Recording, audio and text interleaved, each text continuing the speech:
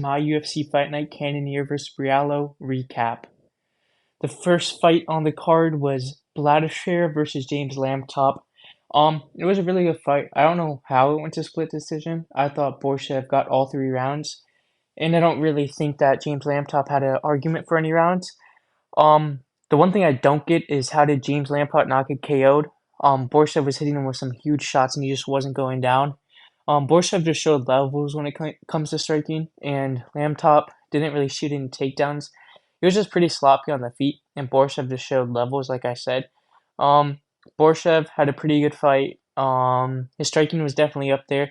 There was a moment in the fight in the first round where James Lamport like knocked it, like eye poked him, and then like Borshchev like turned away, and I have no clue what the fucking ref was doing, and James Lamport just knocked him down and started pummeling him, but luckily they didn't count the knockdown. I mean, I could see if it's a split decision if the ref, if the person counted the first like knockdown, but it wasn't a knockdown because the ref like stepped in and his like eye got poked. So that's like the only bright spot of the fight James Lamport had, and pretty dominant win by Borshchev. Glad to see him back in the win column. He had a really good fight. He's a decent personality too. He kind of does a dumbass dance at the end of the fight, but it's all good. Yeah, kickboxing world champion. In my prediction, I had Borshchev winning just because he had better striking, and my prediction was right. On to the next. The next fight was Zachary Reese versus Jose Medina. Zachary Reese kind of just dominated Jose Medina. If you look at the significant strikes, it was just a crazy different. Jose Medina was just low key being a weirdo. He was like showboating when he would like showboat if he had a kick or something, and then he was raising his hand at the end of the rounds like he won the rounds. But it was just complete domination by Zachary Reese. Zachary Reese could be a really good undefeated prospect if he didn't lose to Cody Brundage at the beginning of his career.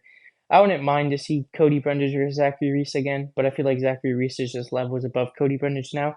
Um, Cody Brundage deserves like two more fights in a ranking fight.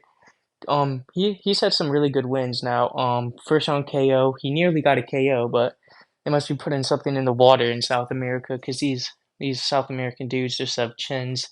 Zachary Reese was landing some absolute haymakers, and Medina wasn't going down. But one thing I don't get, Zachary Reese was landing a lot of kicks to the body, and he just wouldn't follow up to the body. So Medina would get hurt and like kind of like cower against the cage.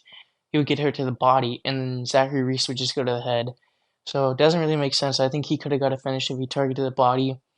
But yeah, really tough fight from Jose Medina. He's a tough guy. I'll give him that respect. But Zachary Reese just put on a master class. He had really good grappling exchanges too. He got top control for a little bit, threw up a few submissions, but still couldn't get it. I didn't really, like I said in my fight prediction, I picked Zachary Reese because Jose Medina doesn't have that UFC experience, and he lost on the Dana White Contender Series, and my point was proven. So we were 2 for 2 through the first two. On to the next fight. This next fight I did get wrong, but I'm happy that I got it wrong. In my prediction, I said that Dennis Bazooka is gonna win, but Francis Marshall ended up winning. I'm a big Francis Marshall fan. I don't know why. But yeah, Francis Marshall got the win. He looked really good too. His striking was a lot better. His wrestling was good. He had a knockdown in the second round. He followed it up but couldn't get the finish. In the first round, he just came out and wrestled right away. It was more of a wrestling round in the first round. I thought he looked really good throughout the fight. His striking is much improved. And Dennis Bazooka in the last round, he just wrestled when he was down. Aljamain Sterling was in the corner yelling, "Go for a takedown, go for a takedown." And then his other coach was yelling, "Calf kick, calf kick." When you're down 2 rounds, none of that stuff's going to really help. So I think Dennis Bazooka got to fire his coaches into some new coaches because Aljamain Sterling telling him to wrestle when he's down 2-0 against a guy like Francis Marshall, who's a good wrestler, doesn't make any fucking sense to me, but it's okay. Francis Marshall just kind of outclassed Dennis Bazooka. Good for Francis Marshall too. He was on a 2-fight losing streak, back in the win column, and he took this fight on short notice. So hopefully he gets back in the cage pretty fast. Big fan of Francis Marshall. He had Grant Dawson in his corner, which was pretty cool. Yeah, really good. Improved a lot on his striking. Good wrestling like usual. Yeah, on to the next. Edmund Shabazian versus Gerald I don't know what Gerald Marcin like is GM3's doing that Tony Ferguson's not. This man is up there in age and he is still winning. Edmund Shabazian even knocked him down to the body. Like I said, these guys don't attack the body once they have them hurt to the body. It's just so dumb. Edmund Shabazian outclassed him first round. I guess maybe he did gas a little bit in the second, so he kicked Gerald Meerschaert to the body and it probably hit the liver, and Meerschaert kind of fell to the ground. And then Edmund Shabazian like fell on top of him and was only punching him in the head when he hurt him to the body. Super dumb fighter. Then GM3 kind of recovered, reversed the position, and managed to get a choke in and finish Edmund Shabazian when it looked like Edmund was going to win the fight. Again, sometimes you get these fluke wins at the apex. It's like the favorite will just decide to be dumbass and lose. I thought Edmund Shabazian was going to win the fight going into it, and he looked really good until he didn't look good, until GM3 reversed the position. I thought the fight was over when he kicked GM3 in the liver, but I guess I was wrong. So we were 2 for 2 through 4 fights. On to the next, and that's all I'm gonna say. It's good for Gerald Meerschaert. I'm a big fan of Gerald Meerschaert. He's been in the UFC for a long time. We could see him get a ranked opponent soon, which would be pretty cool. Gerald Meerschaert versus Anthony Smith. I'm gonna put that out there. Trust. On to the next, we had the prospect of Michael Morales KO Neil Magny. This fight wasn't really surprising for me. Michael Morales was a huge favorite going into the fight, and Neil Magny just isn't on that level anymore. I think he fraud checked Michael Malat, but I don't think Michael Malat's good at all. And Neil Magny was doing good in the first round. He was kind of pressuring GM3, not GM3. He was pressuring Michael Morales up against the cage, and he was actually looking pretty good. There was a chance that he could have like won that fight if he didn't get caught on like on the separation. Yeah, so they were clinching against the cage, and Neil Magny just caught him when they separated. It was a really good finish by Neil Magny. He's at finishing instinct, and then I was pointing this out in my earlier video when I was talking about who Michael Morales should fight next. Michael Morales had a better performance against Neil Magny than Ian Gary did. Ian Gary took him to a decision. And one thing that's like super weird to me, I don't even get it. Neil Magny's been in the UFC for 7 years, and he still can't defend leg kicks. And he just gets chewed up in the legs and then was forced to go in and try to get that takedown, which he didn't get. But I don't get how a guy's in the UFC for 7 years and still can't defend like the leg kicks, which are kind of taught on day one.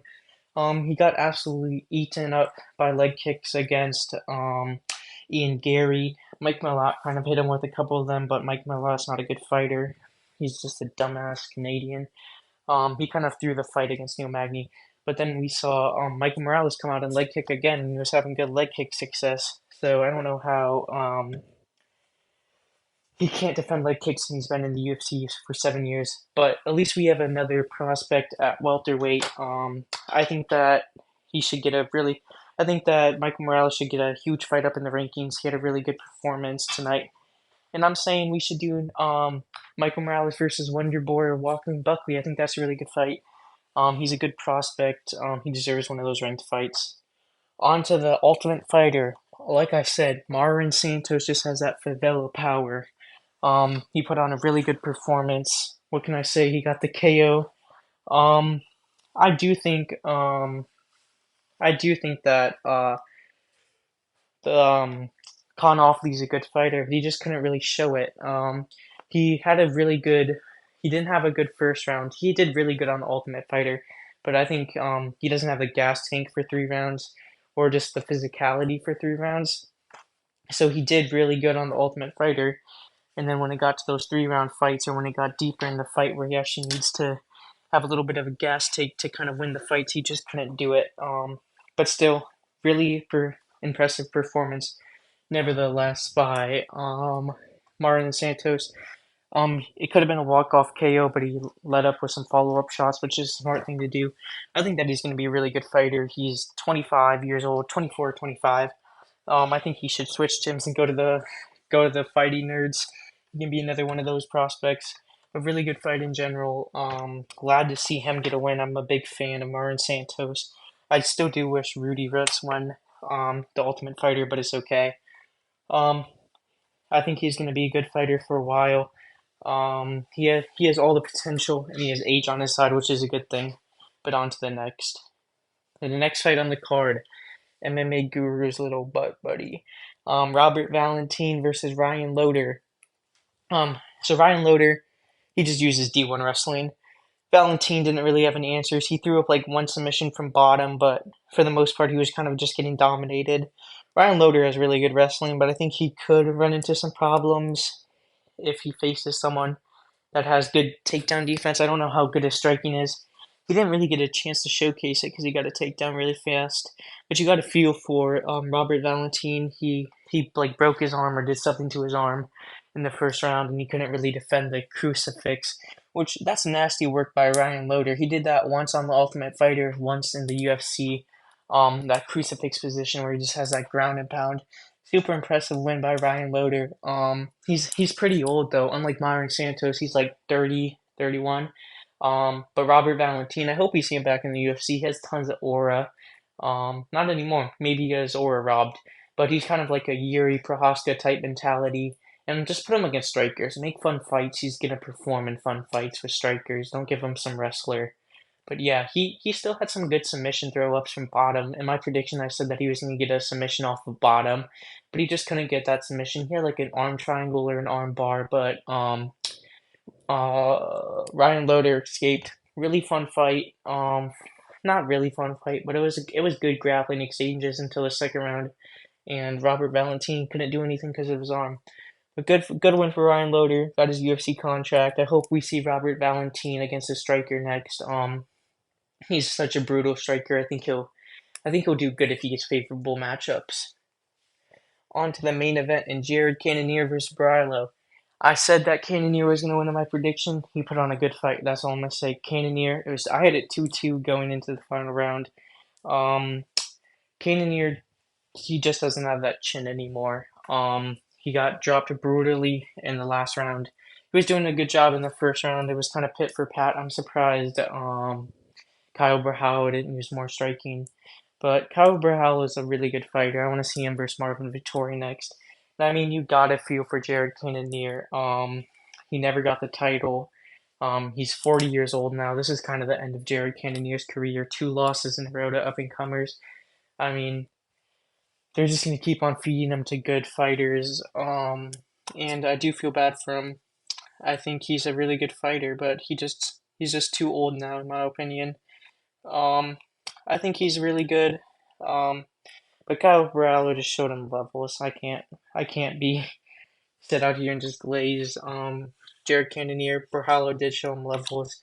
I think that Borralho is going to be a UFC champion someday. I do think he can beat Dricus du Plessis. I think he has too clean of striking to lose to Dricus. I'm a big Dricus fan. Dricus is probably my favorite UFC fighter right now. But I think if Borralho can beat another top contender, maybe like if he can beat like maybe Marvin Vettori and then get a title shot, I think he can beat Dricus. I think that would be a really fun fight. Cannonier did get dropped in the last round. You could see the spit fly everywhere. I'm super surprised that Cannonier didn't get finished. I thought Cannonier was dead. Like the spit was flying out of his mouth. He kept on losing his mouth guard whenever Borralho would throw like a jab, Cannonier's mouth guard would go flying. But Cannonier, props to him, really tough guy, survived to a decision loss. Good fight by Borralho. Definitely surprised me. I thought he was going to get shown levels. I thought it was going to be Project. But Fighting Nerds is definitely not a gym to mess with. So, good win for Borralho. I'm probably going to make a video on the Fighting Nerds gym in general. Like,